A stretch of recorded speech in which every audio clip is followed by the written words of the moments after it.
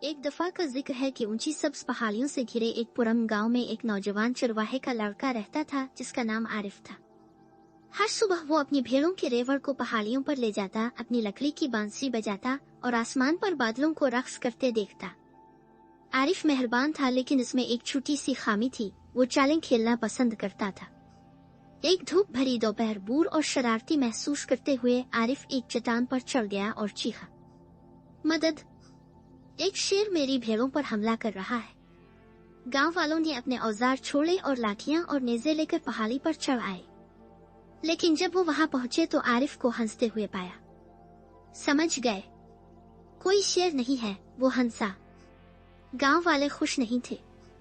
عارف، ہمارا وقت ضائع نہ کرو، ایک دن تم واقعی مصیبت میں پڑ جاؤ گے، بزرگ نے تنبیہ کی، لیکن عارف نے ایک نہ سنی۔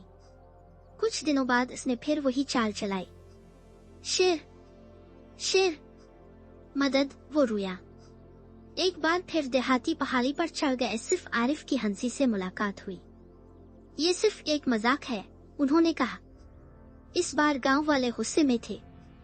ہمیں ایک بار بے وقوف بنانا شرم کرو، ہمیں 2 بار بے وقوف بنو اور ہم دوبارہ نہیں آئیں گے، وہ بولے اور چلے گئے۔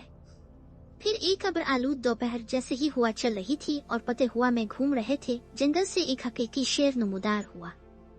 یہ سنہری آنکھوں اور تیز پنجوں کے ساتھ بڑا تھا۔ عارف گھبرا گیا۔ مدد! مدد!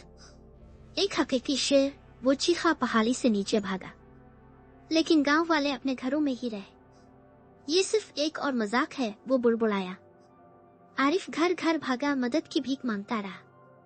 پلیز میں اس بار جھوٹ نہیں بول رہا، وہ رویا، لیکن کسی نے اس پر یقین نہیں کیا۔ جب چند بہادر گاؤں والوں نے چیک کرنے کا فیصلہ کیا، شیر آدھے ریوڑ کو بھگا چکا تھا۔ عارف ایک چٹان پر بیٹھا رو رہا تھا۔ گاؤں کے بزرگ نے اس کے کندھے پر ہاتھ رکھا اور آہستہ سے کہا، عارف، جھوٹے کی آواز پر کبھی بھروسہ نہیں کیا جاتا، خواہ وہ سچ بولے۔ اس دن سے عارف نے پھر کبھی جھوٹ نہیں بولا۔ وہ گاؤں کا سب سے ایماندار لڑکا بن گیا اور آہستہ آہستہ گاؤں والے ایک بار پھر اس پر بھروسہ کرنے لگے۔ جھوٹ بھروسے کو توڑ دیتا ہے، ایک بار کھو جانے کے بعد اسے واپس حاصل کرنا مشکل ہوتا ہے۔